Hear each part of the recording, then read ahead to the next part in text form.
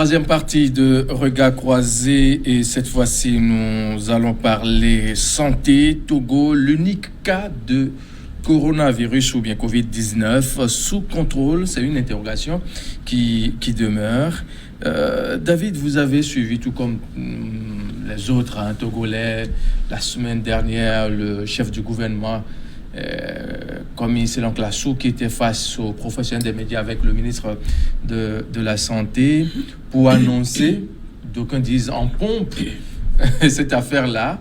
Et on se demande si, en tout temps, quelque chose s'est passé. On a eu d'autres informations, ne serait-ce hier, sur ce cas de coronavirus.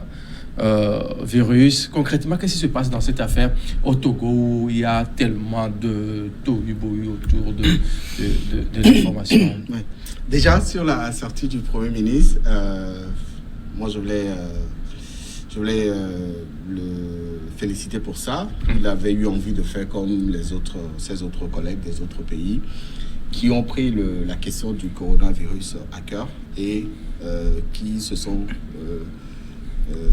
prononcés là-dessus. Je parlais de certains premiers ministres et de certains chefs d'État qui ont été les premiers à avoir annoncé cette mauvaise nouvelle à leur peuple. Alors, c'était vendredi dernier que l'information... Nous étions le 6 mars. Oui, était tombée comme ça, tout le monde s'interrogeait.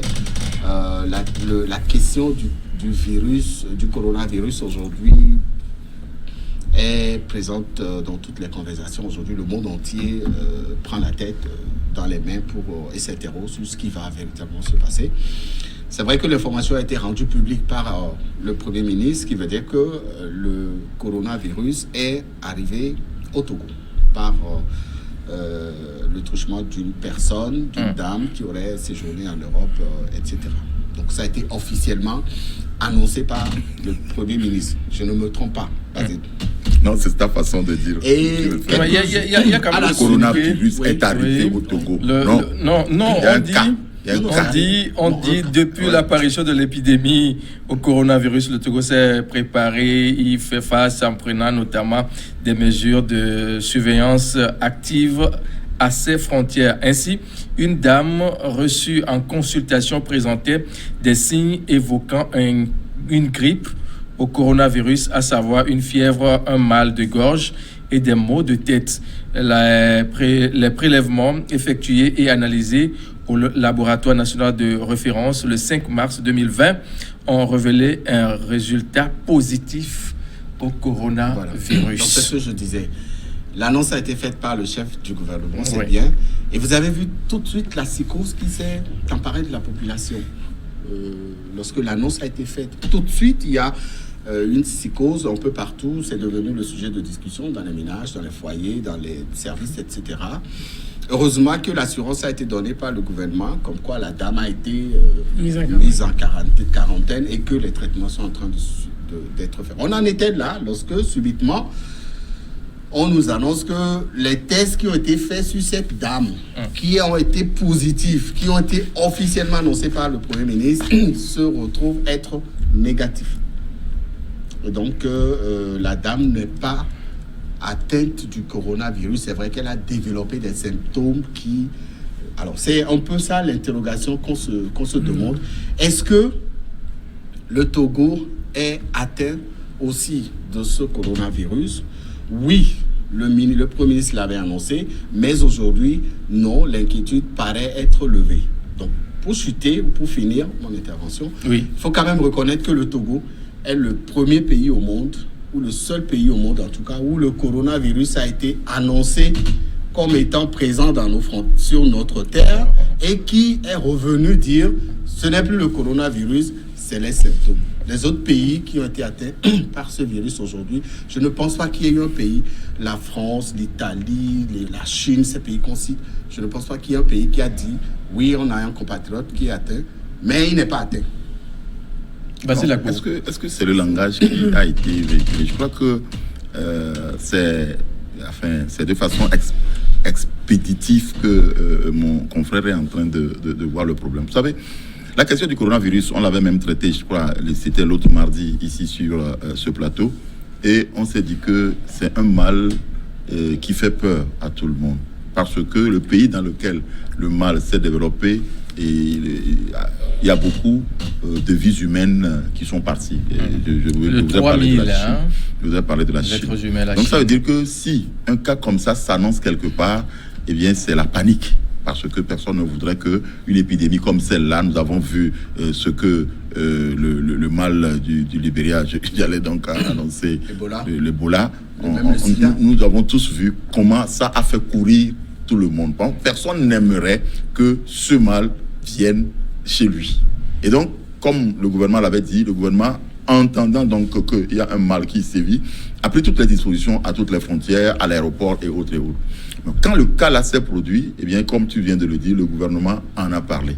Parce que vous savez, lorsque vous êtes en train de craindre quelque chose et qu'il y a des signes qui montrent que cela aurait pu être ça, on ne peut pas dire nous allons croiser les bras, nous allons nous réjouir, etc. etc. Donc, le gouvernement a pris la mesure qu'il faut pour que nous puissions alerter les populations que, il y a une dame qu'on a vue et qui développe des symptômes comme ça, on met la dame en quarantaine.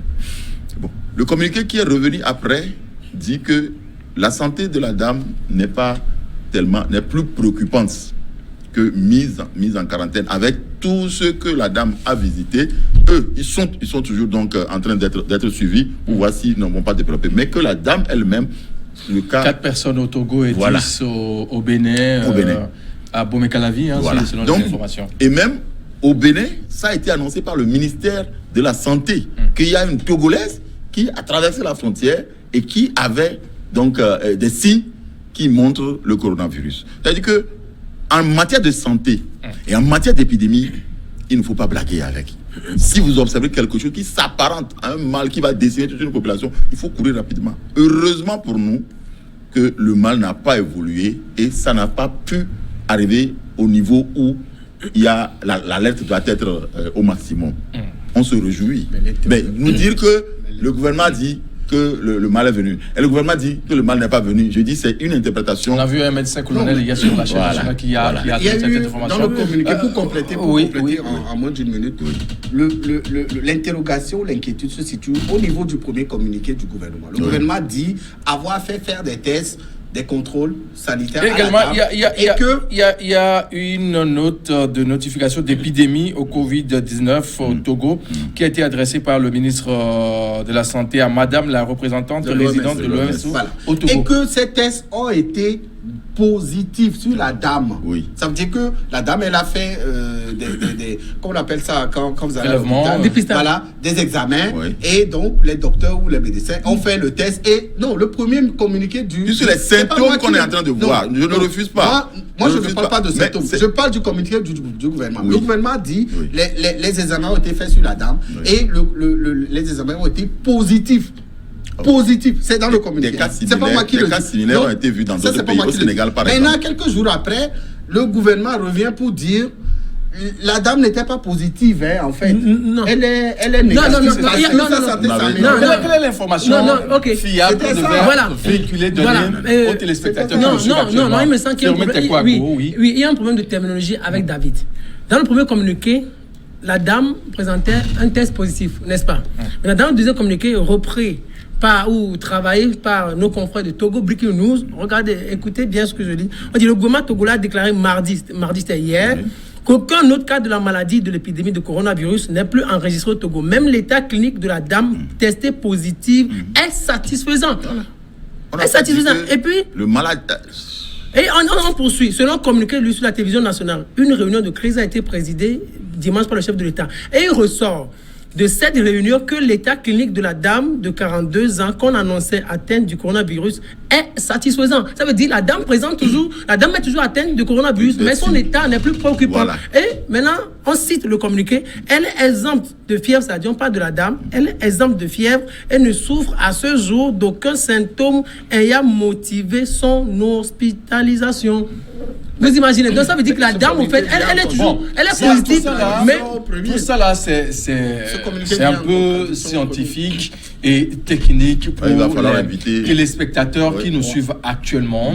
Quelle est l'information que la population devait avoir La population, l'information que la population devait avoir, c'est qu'il y a une dame il y a un cas de coronavirus qui est arrivé au Togo, mais on est en train de prendre en charge, ou de prendre, c'est ça là, le vocabulaire, de prendre en charge la patiente, et son cas aujourd'hui n'est plus préoccupant. Voilà. Et maintenant, le gouvernement rassure dans son communiqué d'hier, aucun autre cas de la maladie n'a été enregistré. Merci. Rassure le gouvernement. Merci David. La principale de information, plus. c'est de savoir que le Togo est aussi vulnérable à cette maladie-là.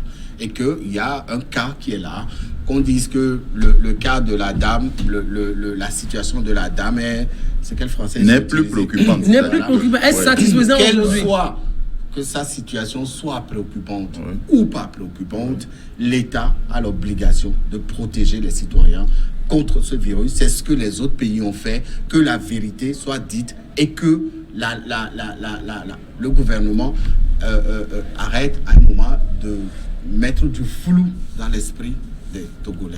Vas-y, la peau. Non, Ce virus ne choisit pas une appartenance. C'est vous qui croyez à un flou. Moi, tout ce que le gouvernement dit est suffisamment clair. C'est les interprétations que nous sommes en train de faire à gauche, à droite, qui font croire que le gouvernement avait lancé un communiqué. Justement, pour faire taire tous ces arguments, ces commentaires, quelle est l'information que doit disposer la population en matière de prévention Oui, justement. En matière de prévention, vous savez que, comme je l'ai dit, c'est un mal qui ne blague pas.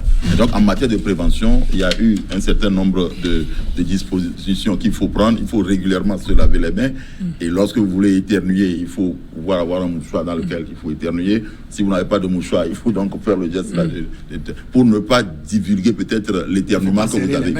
Voilà, il ne faut pas serrer les mains. Donc, à un mètre de quelqu'un, il faut... C'est des gestes gestuels. Donc, je crois que c'est très important que les populations suivent les mesures qu'on est en train de dire pour ne pas faire arriver le mal au Togo. Parce que les Togolais voyagent beaucoup, comme vous êtes en train de le dire, les Togolais voyagent. La Chine. Voilà, la Chine, l'Italie dont on est en train de parler, les Togolais voyagent beaucoup. Et donc, il faudrait que les Togolais, aujourd'hui, sur le sol togolais, prennent les mesures qu'il faut pour que le mal là ne vienne pas se dresser au Togo. Comme dans d'autres pays aussi, le Sénégal aussi a suivi. On va marquer la pause quelques secondes. Le ministre de la Santé.